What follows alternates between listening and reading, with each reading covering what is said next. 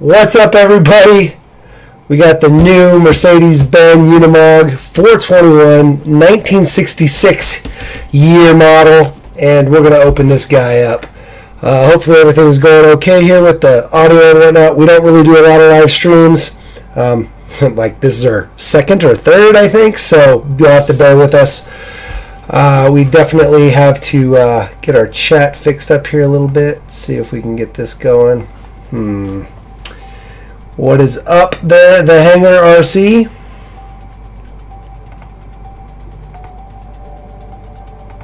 Let's see, maybe this chat's better. There we go. Here's a better chat for us, guys. We'll throw this chat up. Give me 1 second. We're going to fix this.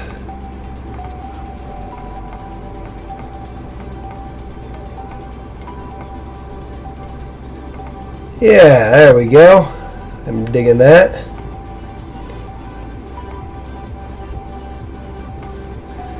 Okay, guys, so we're pretty excited for this guy here. There are 3 different colors. We've got a blue, blown out audio. Uh-oh. Give me 1 second.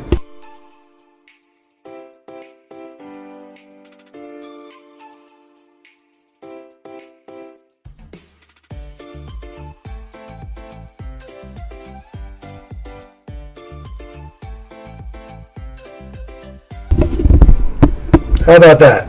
Is that a little better? Hopefully. Let's see here. Hold on 1 more second. How do I know? A little better? Hopefully our audio is a little better there.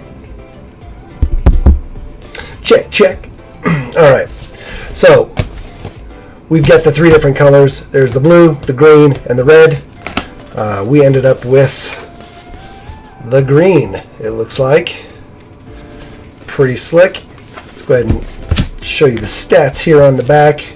There's your wheelbase, 142 millimeters. Looks like we got a track width of 90. This is your typical FCX24 track width. So it's your standard width, right? It looks like we're using the Power Wagon wheels from the original Power Wagon. And then there's all this good stuff here. If you want, you can always pause, read it. Even though we're a live stream, I'm pretty sure you can pause still. Then you can always watch it on 2x till you catch back up. All right, let's go ahead and open this guy up.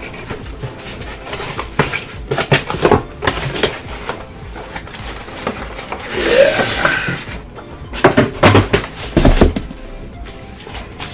Obviously, our instruction manual. We don't care about that. What we do care about is this guy here. Boom. All right. So yeah, we got the green. Here's the remote we've got. This is the newest, more simplified version that the FCXs have been coming with. The 24s anyway. It's labeled V3 on the bottom. The FCX18 does come with a different one. It comes with this guy here. It's labeled V5 on the bottom.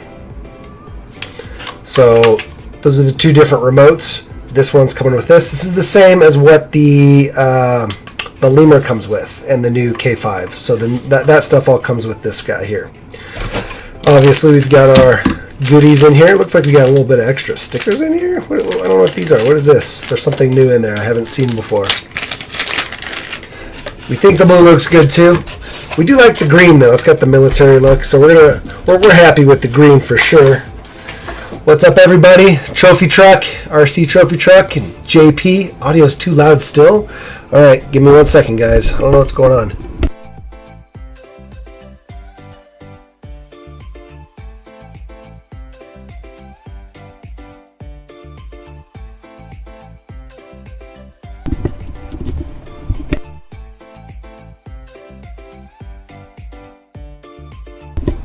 How about there? Is that better? Hopefully that's a little bit better. Let me check my mixer maybe. Maybe that's a little too much. It's just the voice, right? Not the music. The music's okay, the voice is too loud. So yeah, we'll get into size comparisons and whatnot here in a minute, Trophy Truck. Hopefully our audio is better, guys. Let me know in the chat if the audio is better. Oh, check that out. All right, so anyway, let's go back to this thing here.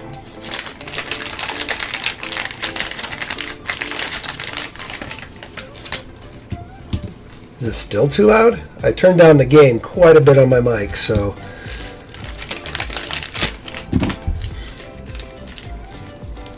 Looks like we got some stickers. I think that's what these are. I think these are stickers here, guys. Hope everybody's having a good night. It's Monday night. Thanksgiving week. I know the kids are out of school right now. Yeah, these are just a bunch of different little stickers, guys. So that's kind of cool. So we got that guy. What are these? I guess license plates, huh? That guy there. All right. What else we got here? We got just a couple different license plates, like international license plates. It's pretty cool. If you guys know what these are, tell me in the chat, like which countries they're from. Because there's no U.S. ones in here. Oh, is that one? There we go. The last one, New York. New York, New York. Then we got our little T-wrench, right? Have you guys seen how many T-wrenches? Look at it. Just, hold on. What? T-wrenches. I don't know why I keep them there, but they're useful sometimes, right? So, whatever. Our USB charger, not the most ideal charger to use, but sometimes we'll just chop this off and make ourselves a balanced charger on our good USB or our good hobby grade charger. That way we can charge all of our 2S batteries using the same plug. We don't have to swap plugs, so it doesn't matter what plug's on there. We can always charge it with the balance cable. So that's cool. And then we got this guy here. Boom. These are our little shock spacers, right guys? Yeah, FMS does love their New York plates. Just have fun, RC says. They do have a lot of New York plates, so that's kind of fun. All right, so there you go. That's what comes in the box pretty much. Oh, and our USB charger. Bam. Ta-da! You have to excuse me. I got a little bit of a kind of a cold. We were gone all weekend. We did a Lego event. If you guys didn't know, I also do Lego stuff. We don't do a lot, but a little bit. And we did this a 3-day Lego event. Well, it's 2 days, but 1 day of setup. Took us 6 hours to set up our Christmas or winter village. Here we go. Got that license plate as well. Man, these lights back here. Are those lit? Are those actual? We'll have to look here. I don't know if those actually light up. I think it's just the front lights, but we'll get there. Our beds fold down, so that's cool. But yeah, we got a video coming on our other little channel. We have another little channel. It's only got 1 video on it. It's going to have 2 now because we did the Lego event. But yeah, Brickfest Denver. It was pretty fun. So kind of sniffly after being up for many, many hours and getting no rest. All right, let's go ahead. Oh, you know what? A deep dive of this is going to require some unscrewing for sure, because this whole body is screwed in, it looks like. Okay, let's see. Let me check chat, see where we're at, what questions we got. Shorter than the TRX4M. Yeah, it's definitely shorter, and it's taller by a little bit. Let me grab a TRX4M real quick.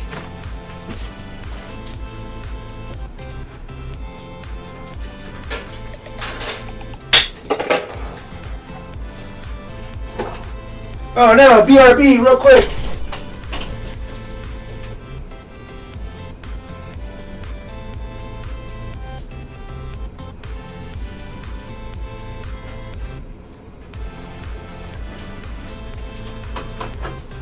All right, we got a couple trucks to compare. We'll compare a couple different things here. We got the new Power Wagon. So here's the FCX24 Power Wagon. You can see the size difference there. Okay, definitely smaller. Okay, and then there's our wheelbase. The wheelbase is shorter because it's a standard FCX wheelbase. So this is the exact same wheelbase as the FCX K5, the Power Wagon, the Max Smasher. They all have this same length wheelbase, the same links and the same drive shaft. Same width, same axle, same everything as far as that's concerned. Same transmission, all that stuff, all the same. The only one that's different is the new LC80 FCX18, and the difference there is that it's got a longer wheelbase. It's basically the same wheelbase as this guy here. Let me grab that guy. Totally forgot.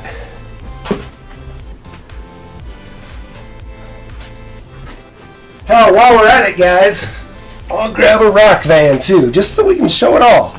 Might as well, right? So, well, here. And then, so here's our track width compared to an SCX. So your track width is definitely wider. It's on portals, and it's an FCX, so wider. So, Power Wagon. Here is the rock van, or pretty much all the CR18, CR18P, CR18P Evos are all this length. So they're a little bit larger. Probably about the same track width though. When you get down, remember you're going from the inside of the tires, because the outsides can depend on the tire width. So you want to go from the inside. Ideally you'd go from where the hex hub is, but we can't really see those. So, but there you go. So that's a rock van comparison. Here's the LC80, which, by the way, if you haven't checked out my video on the LC80, guys, definitely check that out. So you can see they just got longer links now. I hear some of the new LC80s are coming with black links, so I don't know what's going on there, why they're different. A couple little changes, but I believe it's still all good. Same remote, same bearings and all that kind of stuff. I'm not sure if this guy here has bearings, but we'll find out. So, yeah, and it's going to be the same track width, obviously. Let's see what else we got. Here's the Power Wagon, or the Fury Wagon, excuse me. So almost the same wheelbase, a little bit longer on the Fury Wagon, again, just because it's based on the CR18. And there's the length there. And then our track width, again, going to be just about the same. And again, the question that he was asking, what about the TRX? Here's a TRX. Boom. Now, mind you, we've got a bunch of stuff on ours. She's a little dirty. She's been to a couple Axial Fest. Oh, not Axial Fest. Oh, never take a Traxxas to Axial Fest. They actually look pretty decent next to each other as far as size, but she's been out in the dirt a little bit. Let's get our wheelbase here. There you go. TRX is just a tad longer. And then our track width, just about the exact same. So they fit well together, right? If that's your real worry.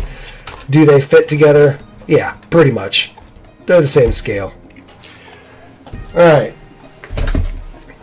What happened? How did that happen? Of course, that kind of stuff happens on the live stream. All right, cool. Let's check chat. Check chat. Guessing same scale as the FMS K5. Yeah, very close. Heard it was all screw-in. Yeah. Yeah, it looks like a lot of screws. We'll get there in just a second. Excited to see how it crawls. No, we're not going to do any crawling today with this guy because we're a live stream. But we'll probably do some crawl videos here later. We'll post them up, get them edited up. I just wanted to get this out today because we were gone all weekend, like I said, and these guys are officially released. Even though FairRC's had them for a while, I don't know what that's about, but they were officially released by FMS today, apparently. So we're allowed to show it off today. So that's what we're doing. Let's see. FMS has two chassis, the FCX24 and the 18, just different bodies and some accessories. Yes, that's correct. Basically, the FCX18 and the FCX24s are the exact same. However, the newest ones, both the Lemur and the LC80, are a little bit different than the previous ones. The K5, the Power Wagon, and the Max Smasher are an integrated chassis rail. Actually, I've got one right here. They're an integrated chassis rail system and the skid. And so your transmission drops in there. Do I have one right here? Where'd that transmission go? I had one sitting here. Kind of. So traditionally, this guy was in here, and then your servo mounted. There was a servo mount that goes on there for your shift servo, so you had to have the chassis to be able to do the shift servo. So if you wanted to pull out your transmission and your 2-speed shift servo, there was nowhere to mount the shift servo. So there were people like this guy here had 3D printed servo mounts that you could put on there so that you could have your shift servo, but then you got to do a makeshift shifter.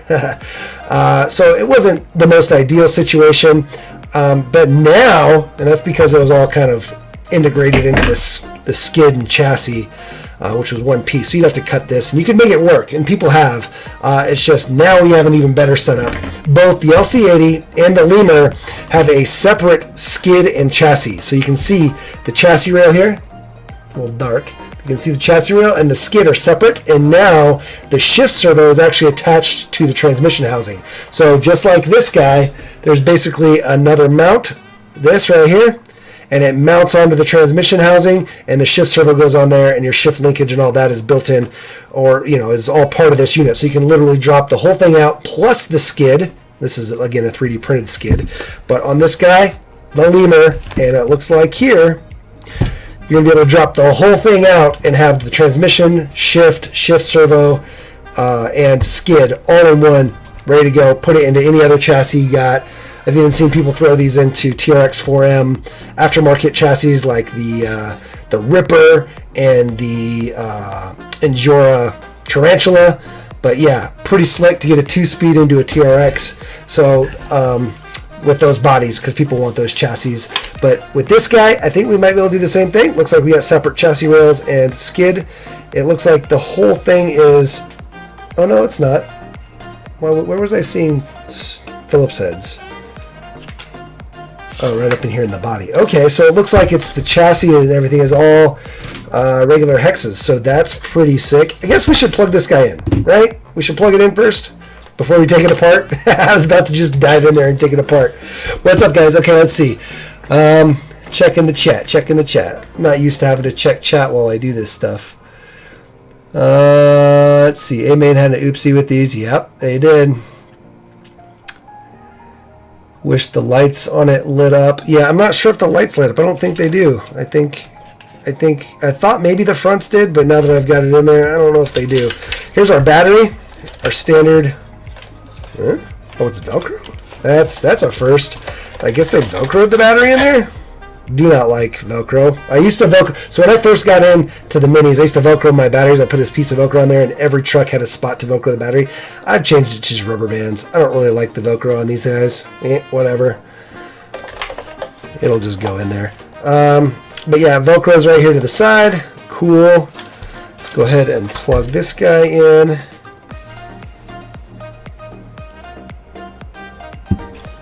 Power switch. It does have headlights. Wait, they shut off. Hold on. We gotta get batteries for this, so let's do that.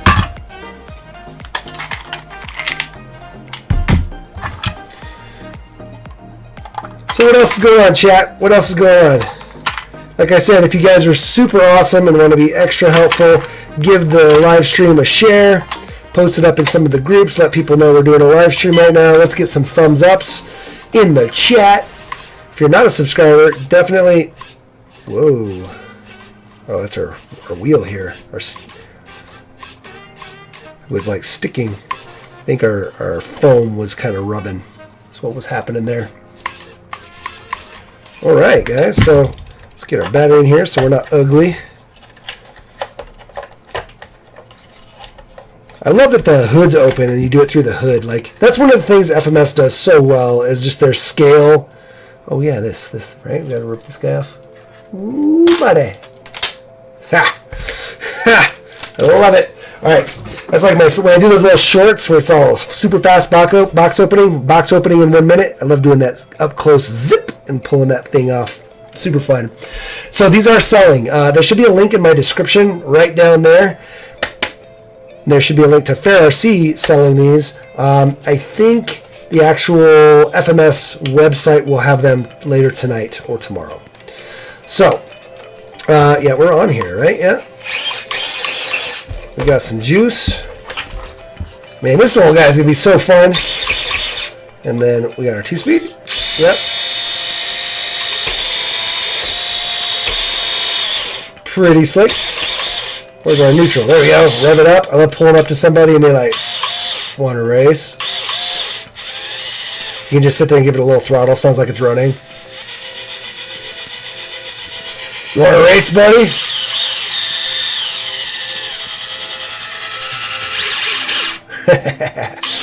Then yeah. Anyway, yeah, so fun. Let's see. Yeah, I love how they access the battery compartments too. How many do we got? I don't even know. We got 20 people watching. Come on, we can do better, guys. We can do better than 20. Let's go. All right, so lights, right? We're checking out the lights. I think you just hit the bind button. Bink. Yeah, there it is. So right there, you just tap the bind button. We're already in forward. Oh no, we're not. We're in forward brake reverse. So to change that, I believe we double click here. And then, do we hit bind? Forward brake reverse. Let's hit bind again.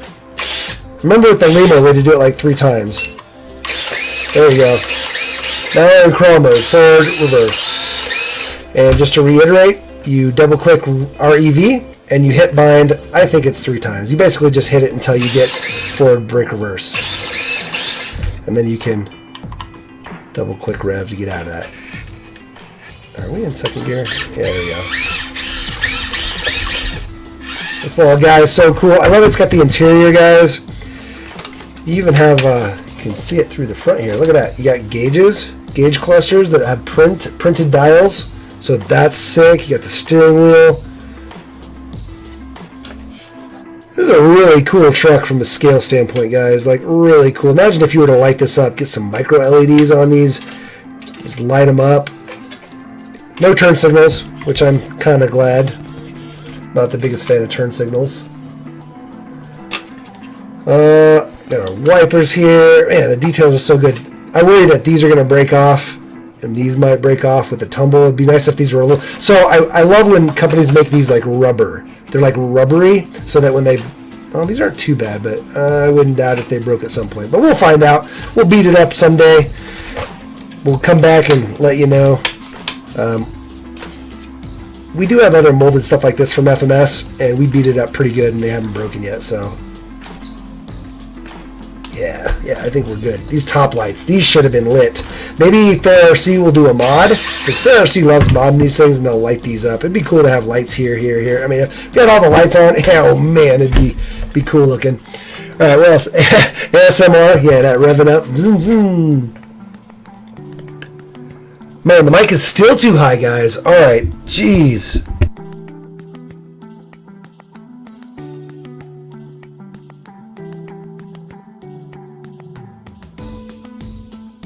How about now?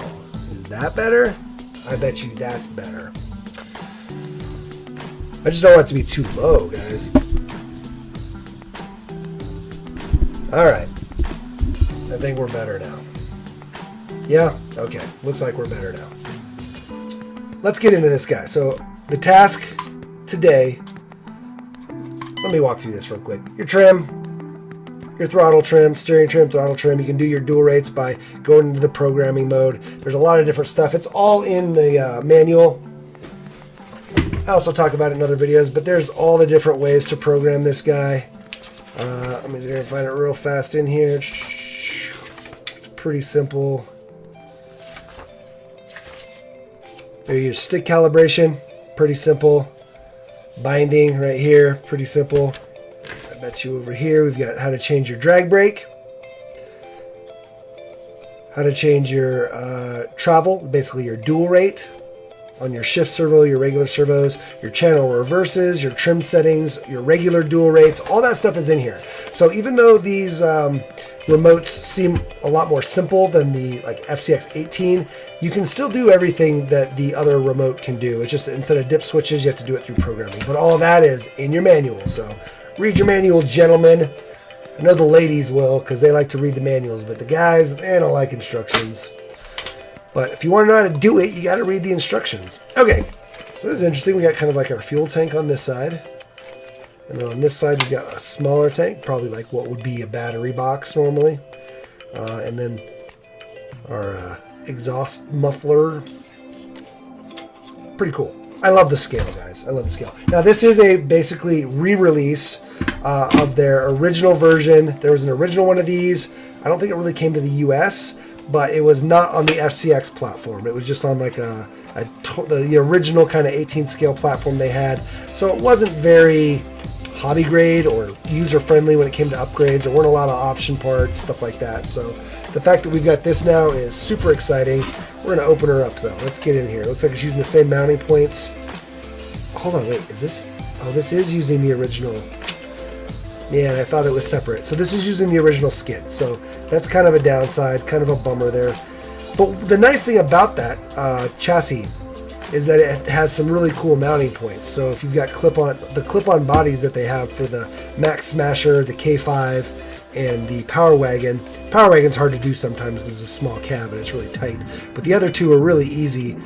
You just basically clip right here, squeeze it together, and it comes off. So it looks like they're kind of doing the same thing here, except they're using all 4 mounting points. So the Power Wagon just uses the front and the middle mounting points, and then the cage is on the back 2 mounting points, and then the K5 is using the 2 outside mounting points, and same with the Smasher. The middle ones aren't used. So it just depends on what body they're using. So, oh, you know what? I'm going to pull the bed off first, because I bet you can just pull the bed off separate, so that'll be cool. It's just going to be these 4 screws here. Bam. Unfortunately, in a live stream, guys, I can't speed up the unscrewing process. So you'll have to bear with me, which means I get to listen to my sultry voice a lot more, because I'm going to talk a lot more. I can actually interact with chat, I guess, while we're doing the unscrewing. Can you tuck the front bumper in? I mean, not really. Oh, cool. Hold on. Let's look here. Looks like you might be able to, in a weird way. In a weird way. It does stick out kind of far, right? Which really hurts your approach angle. All right, so we got all these little clippy things out in our gas tank. Clippy thing, or muffler. All right, so this rear is going to pop right off. Bam, just like so. So that's cool, guys. You can, oh, wait, hold on.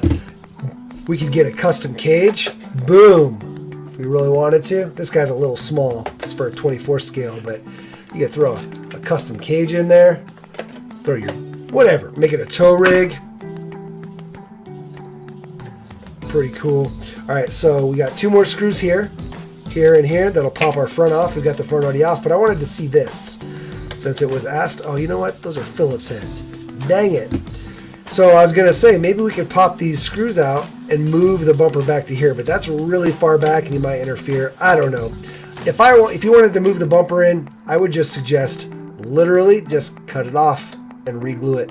Cut it off up here, cut it off up here, and then trim this guy back and re-glue it. Use some E6000, which we've got right here, or just some regular CA glue, but E6000 is kind of rubbery when it gets dry. We use it on Lexan bodies a lot, so that way there's a little bit of movement in there. It doesn't like crack and break. So, but yeah, just trim it off here, trim this guy back, slide it, move it back in, glue it in there.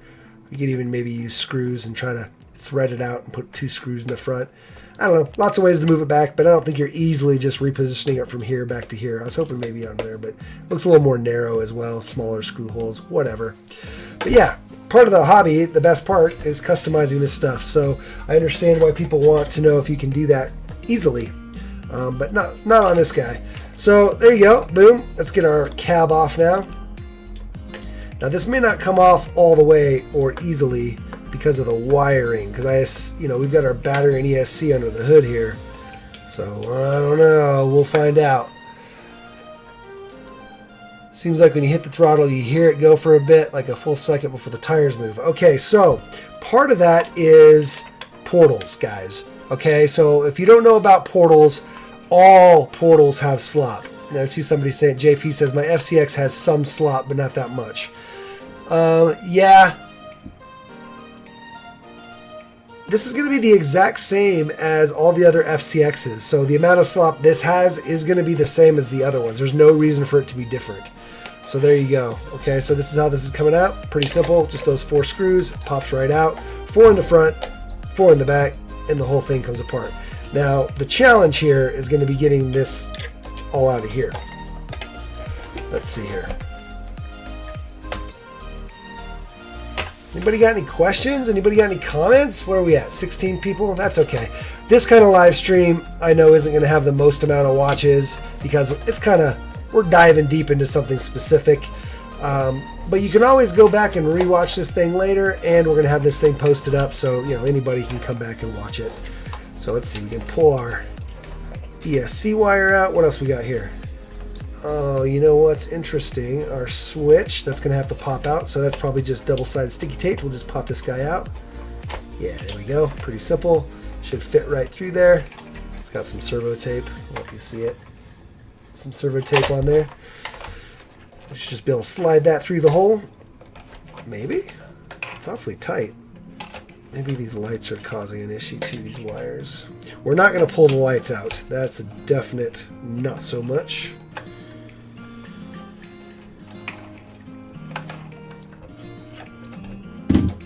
Come on off switch. Let's get out of here. There we go. Just gotta kind of force it. There we go. And then we're gonna unplug our lights. Boom. Okay.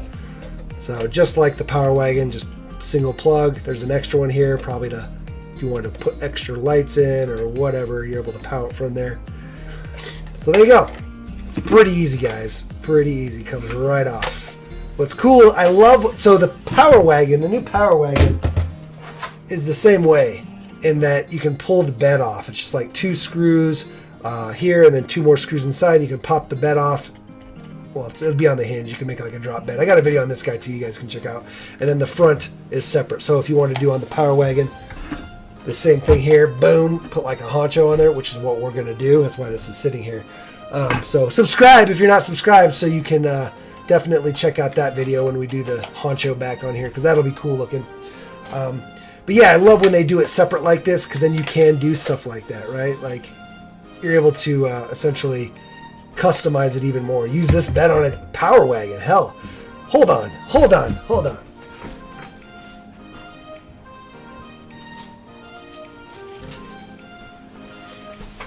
Boom. Now, remember, there's a 24 scale is what this is supposed to be. But you could, and we're working on this guy. We chopped it. Oh, look how mean that looks. So we should be able to take this guy. Oh, wait. Got this on here. Get out of here. Who cares about that? Oh, you know what? I think our Power Wagon cab's long. Also, we're stretched, so it's not going to match. But I wanted to see if... Oh, no, it's not going to work. I was hoping we could make this guy fit. What if we spun this around, actually? I bet you could pull off the fenders, and this is closer on this side, and then but then your bed won't open. But look, you could spin this guy around. Oh, are they different widths? Oh, they are different widths. Son of a... You might have to move your mounts. You could probably make it work, though, guys, because how cool would that be? You know what you could do? Oh, no, they're different widths. That's right. You can figure it out, though. Make it work in some way. Get that bed on there. Boom. This is sloppy. Could be cool, though. Anyway, all right. Get out of here, Power Wagon. Back to the Uni. Such a cool truck. Such a cool truck. All right. Let's get it over here. Here. We're going to go into this guy. So, we're going to see. Are we bearings? Are we not bearings? I bet we're not bearings. I'm pretty sure we're not. I don't know. I'm sure it says somewhere in the box, but we like to dive in and look, so I'll show you guys. What is a good LED set? It's not something we've really gotten into. Ooh, so we haven't either. There's a lot of different ways to do LEDs. That's the problem. The most important thing that I can tell you about LEDs is making sure that they can handle the voltage the battery's going to put out, or depending on your ESC. So some ESCs, like this, has a light kit. So if you're to wire straight into the light kit, you can probably use just about any LEDs out there. You can go on Amazon and find LEDs, all kinds of different stuff, and you just have to wire them into where the where'd we go? Where's our body? Into this guy here. You can make a plug it in, or a splice into there, and you can run the LEDs wherever.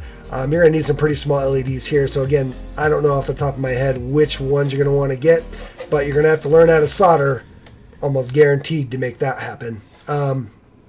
So Yeah, it's just making sure that you don't overvolt the LED, because they'll burn out if you try to run like a 7.4 to an LED that's not designed to take 7.4 volts, like straight from a battery. Some guys do run, you know, they'll actually make a plug, you know, you plug your truck into on like 1-to-1s, or not 1-to-1s, 1/10. You plug your truck in using your power lead, and then they'll use their balance cable to plug in and plug their lights in, and it's directly powered from their battery. But you've got to be sure you either use like a BEC to downvolt it, so that you're not, you know, especially if you're running like 3 or 4S or something like that, you definitely have to downvolt it, because the LEDs will just fry. Now, this going into this receiver here, your receiver is going to be downvolting the LEDs most likely for the light kit anyway. So because you're plugging it into here, so you're going to have lower voltage coming out of that light kit. Which means you can use probably just about any LEDs. But there's a ton of options, so it's hard to give a good answer on what the best LED kit is, because it all depends on what you're doing, how you're trying to wire it, how small your LEDs need to be. But there's a lot out there, so you just have to do a little bit of research. Maybe someday I'll do a whole video on LEDs, but I haven't done a ton myself. I kind of just know the basics. But are these oil filled? We're gonna have to get in. Let's look at that. Let's do that shocks before we do anything else. Can I just pop these off? No, we won't screw them. I was going to pop them off, but that kind of weakens the cup when you pop them on and off the joints a lot. Although screwing in and out of the plastic also can strip it over time and weaken that. This bottom one always comes off easy. The top one's usually harder, so that's why I did that. All right, let's see. Well, we've already got our little preload on there. It's got some preload. Let's go ahead. They feel oil filled, kind of. I don't know. I can't tell. Let's open her up though. We'll see. This thing is definitely asking to be a 6x6. That could be really cool. We are oil filled, guys, so that's good. Oil filled shocks, definitely a bonus, because the old FCX24s were not oil filled. I was pretty sure it was, because it felt pretty buttery smooth in there. Oh no, a shock collar. There we go. Got stuck. How did that happen? Come here, preload collar. There we go. Get back on there. So it's definitely nice to have oil fills. It's upside down. That's what happened. From the factory. So I'm assuming these are the same as the FCX shocks, and there's going to be, you know, 2 O-rings in there. So pretty cool. They do feel buttery smooth. I love that.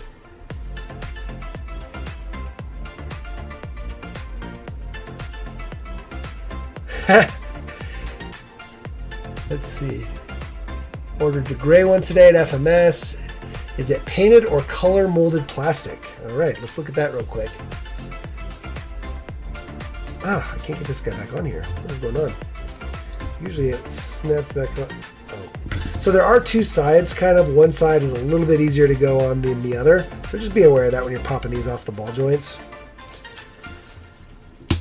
There you go. If you do it on one side, seems hard, flip it over to the other side, should be good.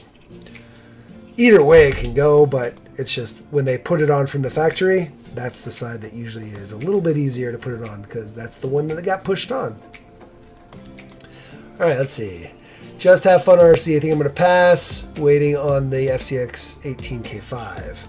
Yeah, we'll see about the K5. That one really looks exciting. There's a little bit of a spoiler in one of the promo ads for the Black Friday sales for fairs or for FMS, and it shows the K5, but it's on a different chassis.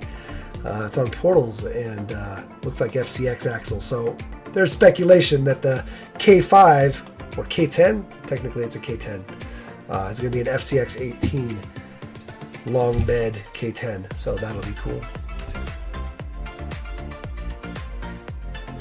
Oh yeah, the body. Is it painted or molded? It looks like it's molded green. This one is molded green. Now that doesn't mean the gray is molded gray.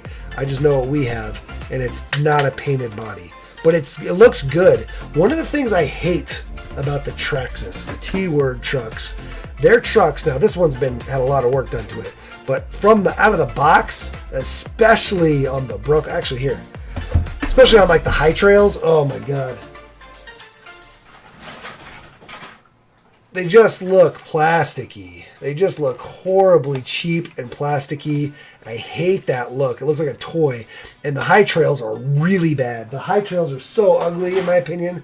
The new one, the Ford, actually has molded chrome, so it looks a lot better than the Chevy high trail. But the Chevy high trail, both of them really just look thin and cheap. This, it's got like a matte to it. Oh man, it looks so good though. Like, it's such a good molding process. Whatever they do, even the bed, you can see the underneath kind of has that sheen, but when you get on the top, it's a little bit more flat looking. Oh man, it looks so good. It looks like it's painted, which I love. A good idea. Do they have a red one? Is that one of the options? Yeah, the red one. So if you're going to customize it, I would buy the red one. If you're going to like paint it, buy the red one, paint it whatever color you want, and then as your paint scratches off, it's going to look like rust underneath. So that could be really cool. We kind of did something similar with the Power Wagon. They're molded red, right? Then we painted it yellow. It looks like there's going to be rust under there. Now, when we finish this, we're actually going to paint it all up a solid color. I don't think we're going to weather it with by doing the sanding on it. We just may dirty weather it, but I don't know. I kind of want to make this guy a little bit clean looking with the chop top. But yeah, buy the red one if you're going to paint it. Let's see. Any other questions? Glad these are shipped with oil now. Yeah, agree. Any upcoming Christmas sales? There's definitely Black Friday sales from FMS. Now, if this guy's going to be on sale or not, that's another story, because this one's new. So they may not do a sale on this guy, but they're definitely doing a big sale on a lot of their previous 18th scale that are using the different platform. So if you're interested more in the older ones, you can get those pretty cheap on their Black Friday sale. We actually did a video on that as well. So check my channel for a video just talking about which different FMS vehicles are going on Black Friday sale. So there is a servo saver on there, guys. Our standard FCX24 servo.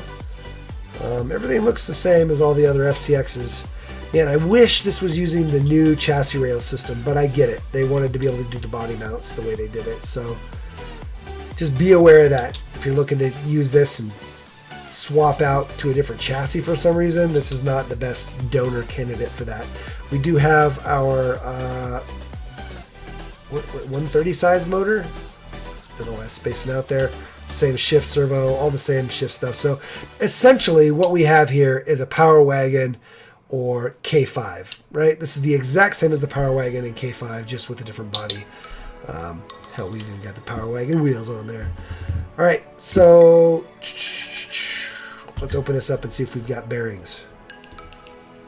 Do we have it? Let's take bets. Put in the chat if you think there's bearings or bushings. Bearings or bushings, guys. What do you guys think? It is nice that it's all hex heads. Only Phillips we've seen so far have been in the body. The bumper, I think the interior, the fenders, those are Phillips heads. But everything outside of the body, it's all hex heads. Except maybe the drive shafts. I bet you the drive shafts are Phillips. Yeah, these little guys right here. That's pretty standard that those are Phillips. But everything else, hex. So that's nice. Again, basically the exact same as the other FCX24s. It's a very standardized platform, which is what makes it good, right? Like, you standardize the FCX24 platform, and it makes it easier for people to make aftermarket parts. All right, before we open this up, guys, give me a thumbs up. Go ahead and give me a share. Tell me in the chat, do you think it's bearings or do you think it's bushings? Also, I'm going to share this since somebody else isn't. Other people, come on, guys, you're not doing it. I'm going to share it in the chat. There's a K5 chat or a FCX chat. Come join us.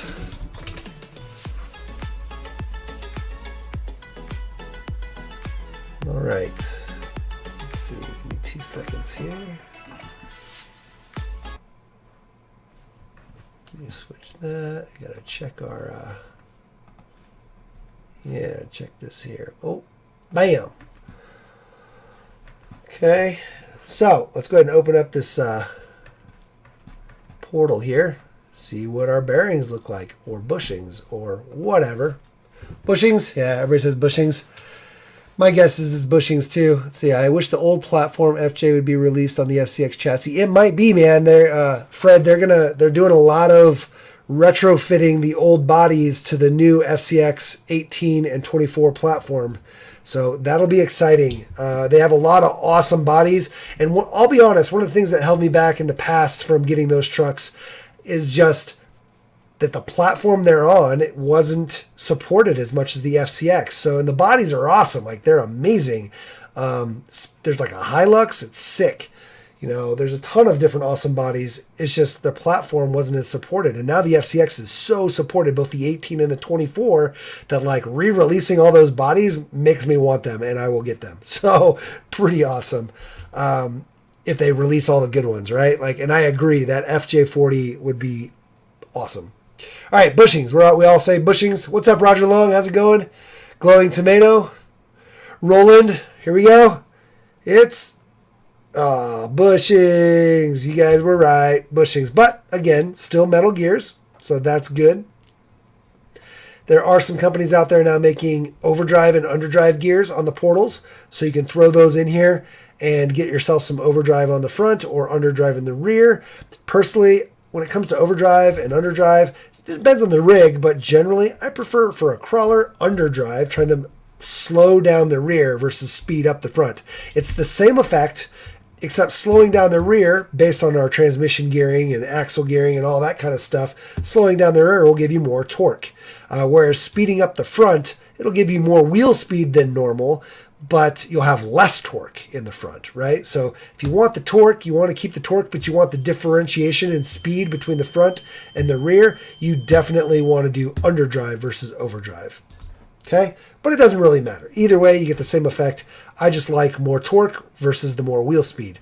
Now, these guys are 2 speeds, right? So you can kind of go either way. And just, do you want to have more wheel speed? Again, the second gear with overdrive just seems like you're just asking to break drive shafts, if you ask me. So I would rather just do underdrive. May slow it down. Again, if you're going fast, you don't want to do an under or overdrive realistically anyway. You kind of want to equal.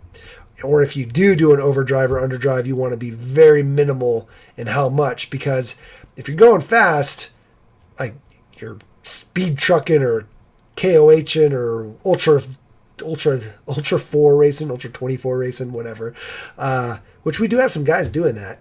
You don't want to overdrive too much. You'll just break stuff. But for crawling, it really helps kind of pull the body down, and it helps kind of grip when you're cresting over a breakover. That front tire being a little bit faster than the rear kind of helps tuck you down and pull you up over, like a pull-up kind of. FJ Cruiser. Yeah. The yellow FJ Cruiser. I know what you mean. I think we have one. Yeah, this guy. Hold on.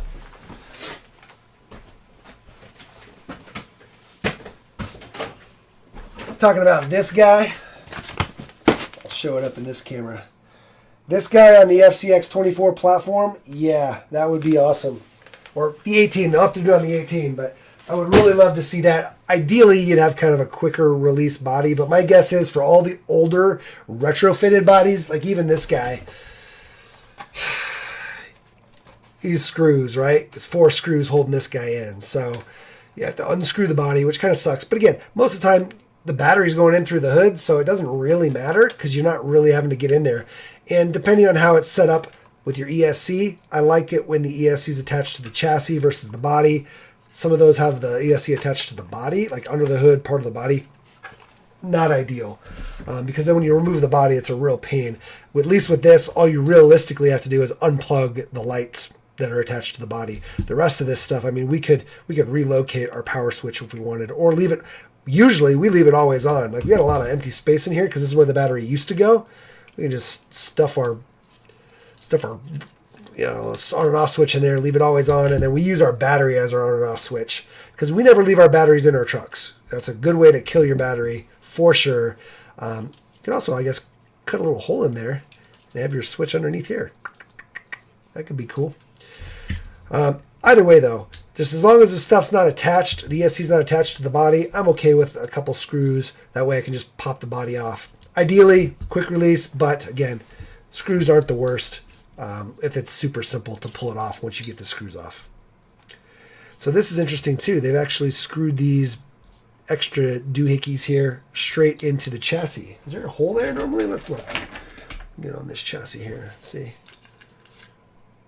Yeah, so you can see how the servo is mounted in the chassis right here. Same on this guy. The servo is mounted into the chassis for the shift servo. No, it looks like they just added the holes to mount these into the chassis rail. Didn't normally have holes for these extra body details here, so they just screwed those into the side. No biggie, no biggie. Let's see. Yeah, that old FJ is $82 right now. It's not just on Amazon either. I think there's FairRC and whatnot are selling them as well. And FMS is doing, they're doing like 3-minute flash sales for Black Friday. So definitely keep an eye out on FMS's flash sales for the Black Friday stuff, because they're like 3 minutes long and they like super discount a truck or an airplane if you're into airplanes. Let's see. I think they'll re-release all the older styles on the FCX24 chassis. Yeah, I think they'll do a lot of them. I don't think they'll do them all, because some of them have kind of a weird wheelbase. I don't know if I have one to... maybe all the 18s are pretty close. So maybe all the 18s. I mean, I'm thinking the 12th scale Jimny. That one they definitely could not do. It's just too big. But yeah, I wouldn't be surprised if they would. I hope that that's not like their only plan, though, because I definitely want to see new bodies, not just the old bodies. And I want to see bodies that are designed to actually fit the 24 scale chassis and wheelbase and the 18th scale chassis and wheelbase that are more designed for that. And the portal look. What I really want is FCX straight axles, right? And I hear there's a company out there maybe working on it for us. So keep an eye on that. We have been pushing really hard on a couple companies to get us some FMS FCX24 and 18 axles that will work with the stock housings, maybe just add on straight axle covers and new C-hubs and knuckles, or completely new designed axles that'll mount right in to all your normal FCX platform stuff, but that are straight axles. Because we want straight axles for things like monster trucks. Monster trucks really want straight axles. And this, right, this extra play that was mentioned, that comes from portals and 2-speeds. The fact that these are 2-speeds is awesome. The fact that they're portals is awesome. But you get a little bit of slot from the 2-speed, you get a little bit of slot from the portal. It's just inevitable. Every portal truck has it. Every 2-speed truck has it. And when you put them together, you get a lot of play before the motor engages. Okay, so if you want to have a 2-speed with straight axles, you have a little bit less play. So we're waiting for some straight axles. But I think FMS should produce a straight axle that's a more narrow wheelbase. It'll just narrow it up a little bit for the FCX24 platform, and then we can get smaller bodies, more proportionate bodies that don't have such a crazy wide wheelbase. And if people want to stretch them out, put portals back on them, whatever, put hex hubs on there, put extended axles, they can. But at least we have a more scale 24 scale truck and wheelbase, because these are a little wide for most 24 scale. Anyway, definitely digging what they're doing, though. I can't hate at all on what they're doing. I just like options. That's just the thing. That's me. I love options. So I would love for them to release a stock straight axle. All right, what else we got? Get one and stick it on a 24 chassis. Yeah, you'll have to stick it on. I mean, you can stick it on 24 chassis, 18 chassis is the same thing. It's just a different set of links, but you can probably do it yourself pretty easily out of FCX parts, whether it's 18 or 24. All you got to really do is, like I said, get it the correct wheelbase. You can do some custom links, super easy. I have video on that, on how to do custom links. We did custom links on one of our FCX axle monster trucks that is actually an FCX. It was before there were any monster trucks made by FMS, so we used their axles and then slapped it onto an Injora SCX chassis with SCX transmission. So it's FCX axles, SCX transmission, just like the Cayman, actually. It was before the Cayman came out, too. So not saying I inspired a Cayman build, but maybe. I know Matt from 2FM also did this, too. So I think between the two of us, Furatech was like, that's a good idea. So, yeah. So my monster truck, anyway, it was basically custom length links and whatnot. So you can do it, because I'm sure the width is going to be fine. If you need to widen it up just a little bit, you probably could, or get some positive, some offset wheels, that give it a little bit wider stance if you need that for that FJ. But, the FCX platform is very versatile. So I really like that. Again, just need a couple more option parts to make some really cool trucks. What is up, Osborne? How you doing, buddy? Yeah, I remember when FCXs first came out, there was a lot of hate from people. They're like, oh, no, there's no way that's going to be nearly as good as an SCX. No way. And this is, again, before Traxxas even came out with the mini crawler. People were so stuck on the SCX from Axial, and it's a great truck, don't get me wrong, but when the FCX came out, people were like, oh, no, this is not anywhere close to an SCX, until people started getting them into their hands. And once you got them into your hands, you're like, whoa, this thing is awesome. Like, the quality is there. The 2-speed transmission is just fun. Like, if you haven't driven a 2-speed truck, you know, it's not for hardcore crawling. 100%. I agree. You don't really want a 2-speed for real hardcore crawling because there's slop in there. And when do you ever need the second speed? You really don't, especially if you're brushless. But in a trail truck, that's kind of like you want to straddle between a trail truck you can run and walk, you know, actually walk trails with. And then also crawl some rocks. 2-speed is where it's at, especially if you have a 2-speed brushless, man. Like, you can crawl so slow and you have so much torque. It's awesome. And then you got tons of wheel speed, so you can just ripping it up a trail, find some rocks, and then start crawling. Pretty slick, guys.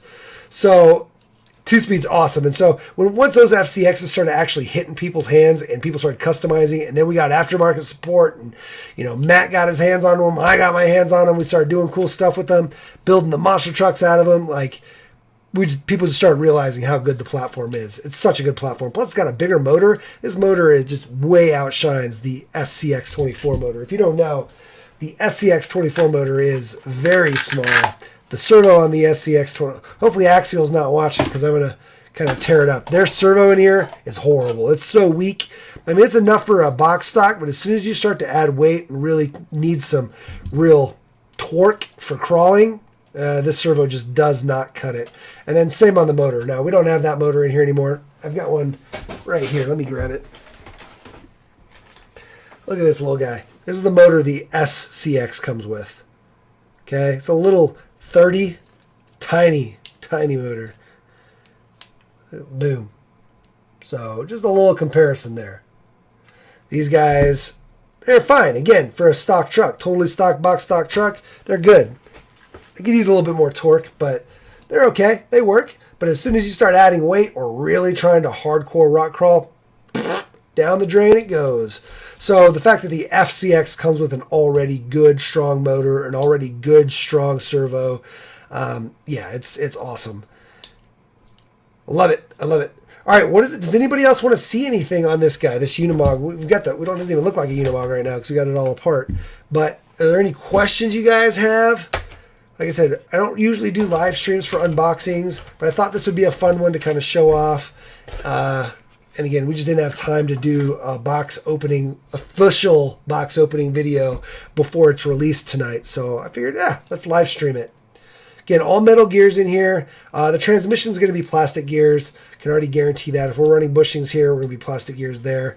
We could open up the axle. Those are going to be bushings in there. I almost guarantee it.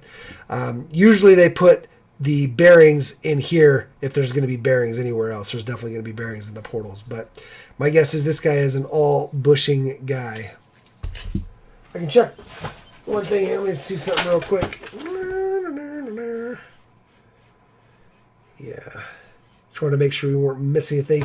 Hey, FMS, I want to point this out. Anybody from FMS is watching. You're engineers. I've mentioned this before in emails. This is not a 4-link suspension, guys. You call it a 4-link. It is not a 4-link. I don't know why every FCX or every FMS truck says 4-link suspension. It is not. I think they have a different definition of what a 4-link is. This is a 3-link suspension, guys. 3 links. 1, 2, 3. That's a Y-link up there. Okay, that's not a 4-link. It is a 3-link. This is a 4-link, yes. But whenever you've got a Y-link in there, that's a 3-link suspension. Okay? Unless I am totally miseducated and the rest of the RC world is totally miseducated, we all call this a 3-link. A 4-link is where it's separated links on the upper links, right? Like this guy right here. That's a separate, individual, independent link on each of the top fronts. top upper links here. So that's a true 4-link. This is a 3-link. Please, FMS engineers, get your nomenclature correct. You're trying to change what's not correct to something that is going to miseducate people. Anyway, all right, so let's see what else we got. Eric, what is up? Who else we got? Andrew Ritchie, what is up? Stinky Cola's here. What is up, buddy? Joined late. Does the Power Wagon cage or Ferrar C bed work on this? Let me see if I've got a... So the thing is this guy is very short, right?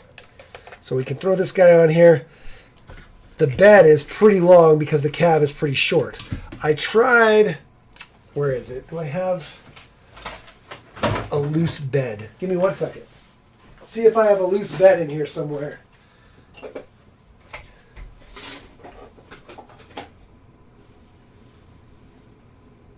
Huh. I don't know where it is. I have a bed that's installed on a truck, but I don't know where the loose bed would be. So here, I can show you here kind of what's going to happen. The bed's going to be that far back, right? Because the bed mounts right here. There's the mounts for it. Which means it's going to be mounted all the way back. Well, essentially the exact same spot this is, right? Match these guys up wheelbase-wise. You're going to have a huge gap in there. So you're going to need a different bed for this. You're not going to be able to use any of the aftermarket Power Wagon beds and have them look right on here. You could get, I'm sure McHugh could do something. Reach out to McHugh RC. He could probably get a real quick conversion for one of the Power Wagon. Again, this is a 24 scale. But one of the Power Wagon honcho style beds that he's got or flat beds that he's got and just extend it out. I'm sure he could do that for you if you were looking for like a wrecker bed or a honcho style cage. He could come up with something. If you really want it, reach out to McHugh or any other 3D printer that makes beds. They could scale them very easily to fit this guy if they really wanted to, guys. All right, let me put this back. I got trucks piling up because I keep grabbing them.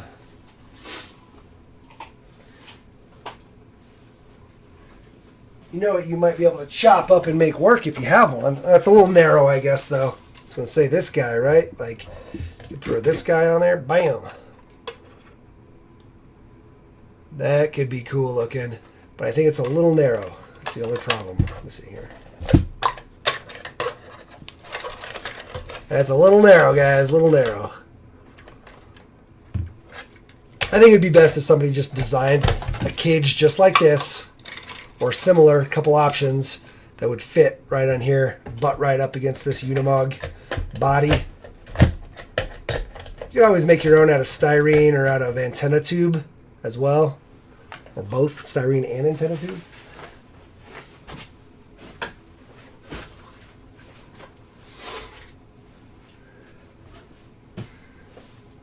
All right, what else, chat? Anything else you guys want to see? Let's see that Slayer. Osborne, why are you asking about a Slayer? I'm not going to build the Slayer. If you really want to know, you can message me. I will tell you why I'm not building the Slayer. If I do build it, it's going to be a while. I just don't have the time. It's not a focus. I wasn't very appreciative of how that was handled. Anyway, what else we want to look at on this FCX, guys? Let's see. Who else is in the chat? Roger Long and Ken. What's up, Andrew? Thanks for showing. What are the measurements on the top cab lights? You want to know like the distance or like how big around there? I'll give you all of it. Let's go. You ready? Get your paper out, spry guy. Get your paper out because here we go. That top light's about 8.5 millimeter, 8.7 millimeter. Okay. Looks like they're right about 12 millimeters tall. So 8 millimeters around, 12 millimeters that tall. So 8 around, 12 tall. Maybe 11.5. Especially on the inside, it's going to be a little less because of the molding. And then the distance, if that's what you're interested in, 49.4 to the inside, or 56 middle to middle, 56.5. So there you go, some measurements for you. see. Oh, that stinks. I'm a huge fan of cage work. It'd be cool to make one. Yeah, dude. Like I'm saying, reach out to like any. If you find a bed that clips into these, right? You find somebody that makes the beds that clip into these that are 3D printed, guys. You know, it's going to be the same mounting points. All they got to do is kind of extend the bed forward towards the cab. If it's for a 24, it might need to be widened, right? Just because this body is so wide, it might look goofy if you don't widen it up in the right spots or in the right way. Hell, you could pinch it, just widen it up and pinch it down. Oh man, that could look sick if you're trying to do like an Ultra 4 Unimog. Not an Ultra 4, that's the wrong thing, but you know what I mean, those Unimogs that they do crazy mud crawling and rock bouncing with. Yeah, that'd be super sick. I agree. Somebody will make one, I'm sure. You can always do your own though and be unique. If we had more time, we would do more of that kind of stuff. Some LEDs into them? Yeah, you can get LEDs into those guys, no problem. And they're actually, so can I get, I can see, you're not going to be able to see in there. Maybe you can. Maybe not. But it looks to me like there's a little hole in the bottom that's kind of like one of those LED spots where you can like slide the LED in there and it'll just clip in. So you're probably okay with just clipping it in there. You know, I'm not sure on the original one. The original one might have had LEDs in some of these spots. Because remember, this is a re-released body on the FCX platform now. So that original one may have a light kit out there. So I would recommend looking for the original Unimog and see if there's a light kit, or if it comes with one, maybe after, you know, replacement parts. Maybe FMS or Fair RC has a replacement light kit for that, if it did have one. And you could just plug that light kit right in here, maybe. Well, at least into here, and then wire it into your normal wiring harness that goes into this receiver. What's up, RC Trophy Truck? Yeah, dude, flashing LED lights with lenses would look sick on there. Are there any changes on the RC MCCA rules for the 24th comps? Yeah, so we just did a big voting. For anybody that doesn't know, I'm one of the 9 board of directors on the RC MCCA rules committee, which is the small scale crawling. It's not 24 scale specifically. We're not specific to any scale. We're just specific to a gate width. And if your truck can make that gate width, we don't care if it's an 18th or a 24th or a 32nd or a 16th scale. Obviously, a 16th scale is not going to make it unless you make a very small 16th scale. But basically, it's all gate width based. So we're on that rules committee, and we just did a rules of voting session on a bunch of different rules. There are some very minor changes coming, which isn't really going to affect much. A lot of it's clarification of rules that we updated, so that's good. We did remove wheel size and tire size for class 3. So the most extreme class, they're like the crazy looking crawlers that don't even look like trucks anymore.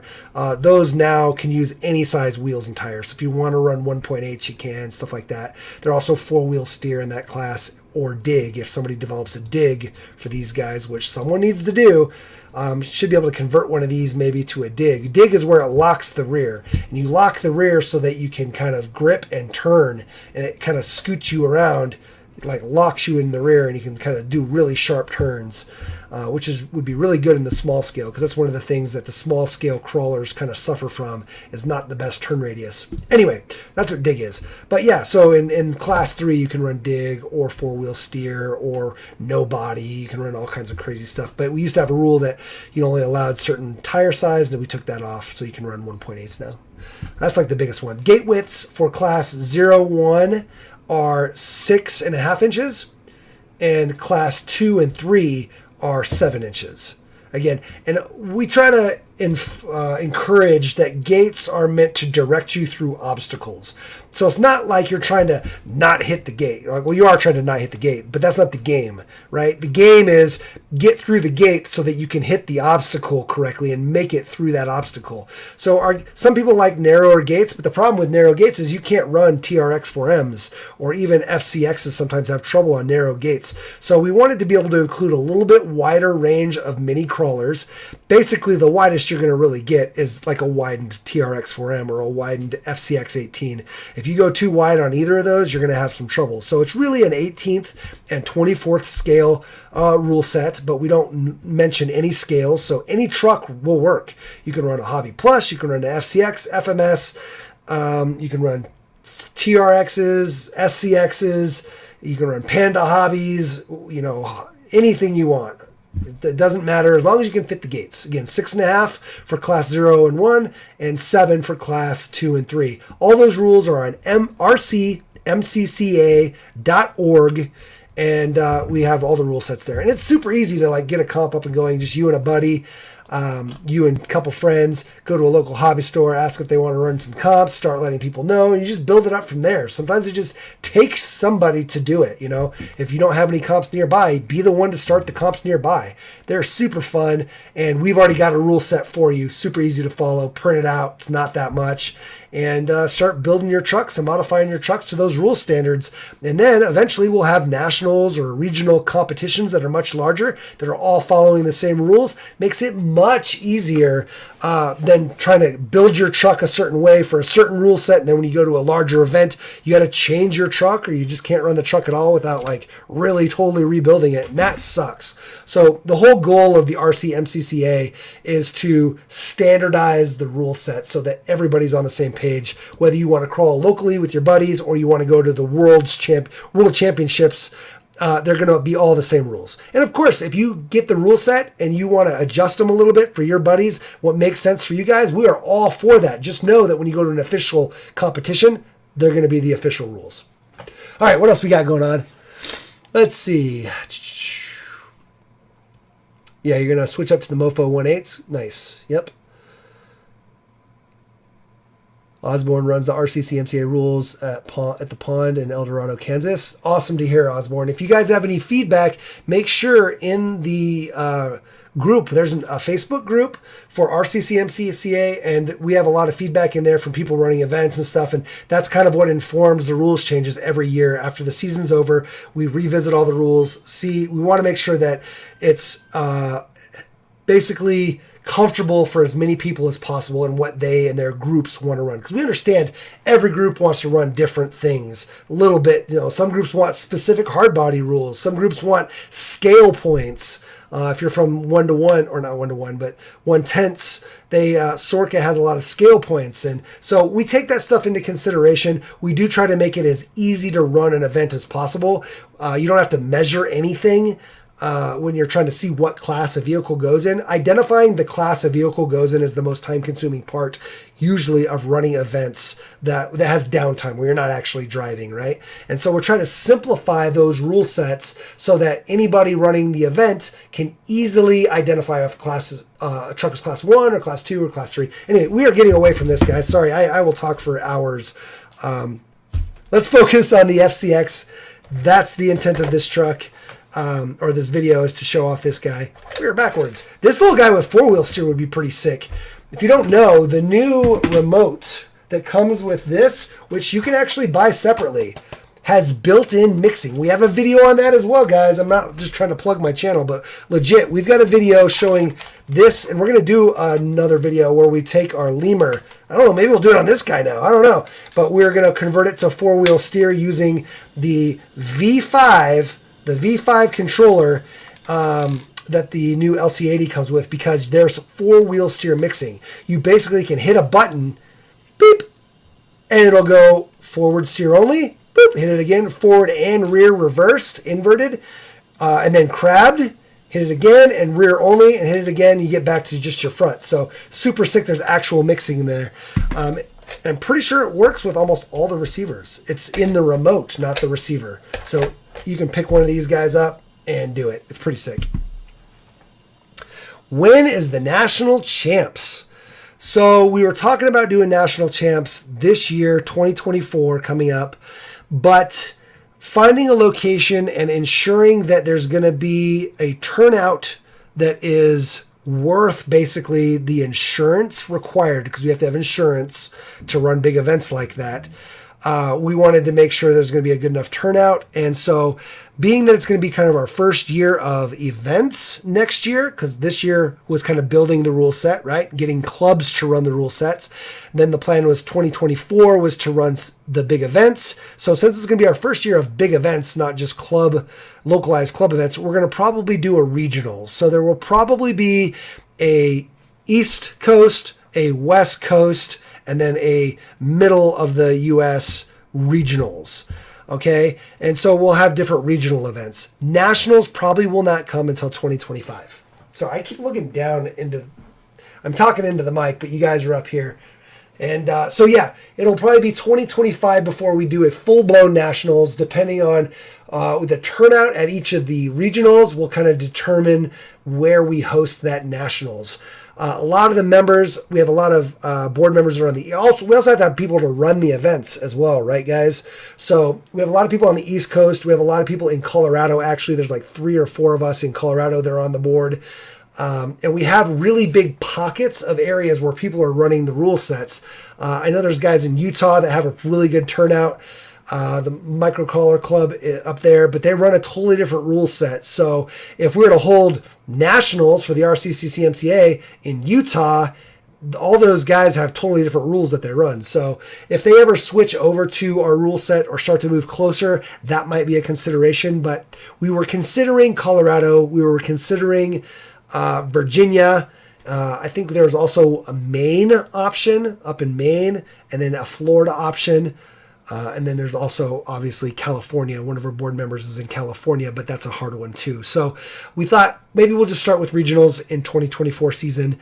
And then depending on how those grow, if you guys grow it really well in your area, that'll help inform us of where to hold a nationals event, right? So eventually we can hold nationals closest to the biggest population of drivers. That's the whole point. You can help out in the Midwest, Osborne? Okay, we appreciate that. Definitely, mention that kind of stuff in the Facebook group if you're on Facebook. If you're not in Facebook, it's kind of harder, but you can email the website. There's a contact us on the rccmca.org, and you can, bring it up in there as well. All right, guys. Power Wagon, Unimog, K5, Smasher, all running on this same chassis, guys. So now we have another option. If you haven't gotten onto the FCX24 platform yet, and you've been kind of sitting on the fence, wasn't sure, and you're digging this body, definitely pick this guy up because there's already tons of aftermarket support. You can get brass everything for this if you really wanted to. I'll show you. Hold on.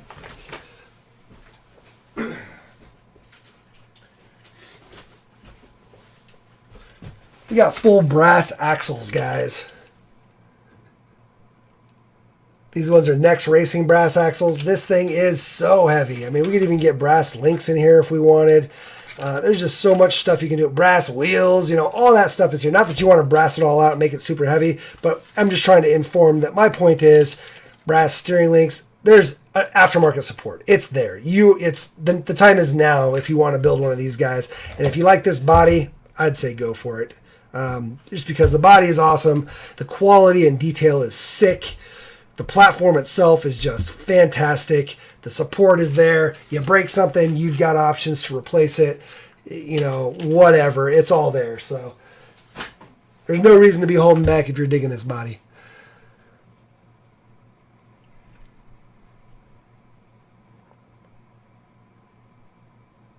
Yeah, everything in this is proportional steering. Like, there's no, the mix is all proportional. Oh, that's, yeah. So it's a true mix. It's a true proportional steering mix. I don't have one set up right now. I was going to try to show you, but yes, it will fully proportionally steer the rear. So it'll match the front exactly, or be inverse to the front exactly, or rear steer only, just like the front would. Drive it backwards, you wouldn't even know what the front and back was. So yeah, it's totally proportional. You just put full brass FCX portals on your TRX4M.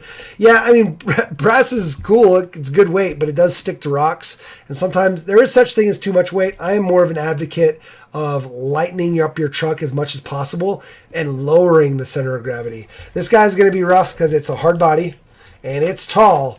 So when it comes to lowering the center of gravity and making a hardcore rock crawler using this body, probably not the best idea. But you are going to have good forward weight bias. That 60-40 weight bias is going to happen here because you have the heavy front cab, but it is going to be very top heavy. If you're really looking to go as extreme comp as you can, you just want the lightest possible truck with all the weight on the axles. You don't want weight on the chassis. You don't want weight on your wheels. You'd want unsprung, non-rotating weight. So diffs, diff covers, axles, servo mounts, servo, portal covers, all that stuff, make it as heavy as possible, and the rest as light as possible, while keeping the total weight of the rig as low as you can, right? Because again, you don't really want to do brass axles. Ideally, again, it all depends on what you're doing though. It depends on the truck you're building and the type of terrain you crawl on. If you're not scraping rocks too much, brass axles are fine. If you're trailing and you just want something to make sure it stays planted down, brass axles are great. I know you know, Stinky, I know.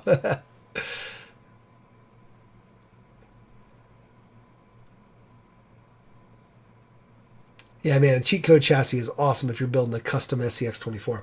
Okay, guys, I think we're about done here. Unless there's something specific you guys want to know about this truck, I guess we're going to wrap it up. We're coming up on how long we've been going, man. I don't even know. Where's the show duration here? Hour 25 minutes? Is that what that is? Looks like we're at an hour 26 minutes. If you guys got any final questions, make sure you put them in the chat now. I'm going to start kind of putting this guy back together a little bit. They do make all metal gears for this, so if you want to go metal trans, metal portals, well, they're already metal, but metal trans, metal diffs, all that kind of stuff, you can do that. You can also open up the diffs and put open diffs in there. The Max or the Smasher, the Monster Truck version, comes with open spider gear diffs, so that's for high speed, where you spin it and you can hold one and the other one will spin by itself. That helps with turning and handling at high speeds. Open diffs are awesome. They're great for monster trucks. Did we just lose our pin? It did fall out. Open diffs are great for monster trucks and like super fast rock bouncers and bashers and trail rigs where you're not going to really rock crawl. They're really bad for rock crawling though. You don't want open diffs to rock crawl with at all. You can kind of stiffen them up by putting really thick oil in there, or people use earplugs, stuff like that, and that'll help kind of make the diffs locked a little bit more, but ideally you just run locked diffs if you're going to do some hardcore rock crawling. But yeah, make it like a little Ultra 4. You can do that with open diffs, so FCX platform's got tons of options. That's one of the awesome things about it. What's up, Corey? GNCRC guys, welcome to the chat, Corey. We're kind of wrapping it up. We just went through and opened up the portals and showed the body and how to unmount everything. Doing a deep dive review of this guy. Pretty awesome truck if you're looking for a Unimog. This guy's awesome. I can't wait to see what kind of different beds people are going to make. Yeah, thank you, Corey. Be sure to thumbs up. Be sure to share all those things you do to videos you like, guys. Do they sell just the body? Fair RC may end up selling just the body. They, I don't think they have them right now, but they usually do sell the bodies for a lot of the other FCX 18 and 24s. So you may be able to source just the body by itself, body and bed. And I love that this bed just kind of opens up. You can drop it down if you want. You pull these off and make it a flat bed if you want without having to cut anything. It's reversible, you should be able to just pop these guys out. Look at this. Yeah, there we go. Good thing it didn't break. Yeah, you can carefully just kind of pop these out. Make yourself a flat bed. Just be careful when you're doing it, because it looks like you could break it. Oh, these ones are kind of tight. Let's see here. I'm going to push on it versus pull on it. Let's see. Can I get this? There you go. There you go. I just don't want to break it. I'm being extra cautious here. Oh yeah, she just pops right out. Yeah, we're good. Okay. Now you got your bed rails off, and boom. Now you got yourself a flatbed. So you could run it like that if you want. Put some sort of work into edging this out, or putting short rails on there, or build your cage on top of it. If you're going to do like a honcho style cage.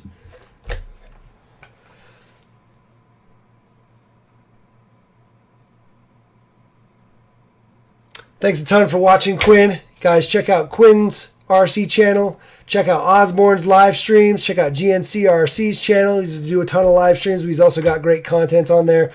Anybody else in there that has a YouTube channel, definitely support those guys. The Hangar RC, Definitely check out his crawler track stuff. The crawler track stuff is awesome. We just released a today, actually. We posted or made public the mud pit. So definitely check out the mud pit. It's ever expanding. It's awesome. They have also an obstacle called the Valley coming. It is super sweet. It's a big one for sure, and it's got a lot of cool features to it. And then all their other obstacles are just fantastic. So check out the Hangar RC's crawler tracks. That's tracks with an X. Yeah, FMS usually sells the bodies piece by piece, but it's crazy how they do it. They'll sell like the body with no window interior or any of the accessories. So you got to buy the body, then you got to buy the fenders and bumper, then you got to buy all the light caps, the interior. They sell it in a not very user-friendly way. It would be nice to just be able to buy this exactly as it sits, lights and all. Just, I want to buy this. I want to buy the bed.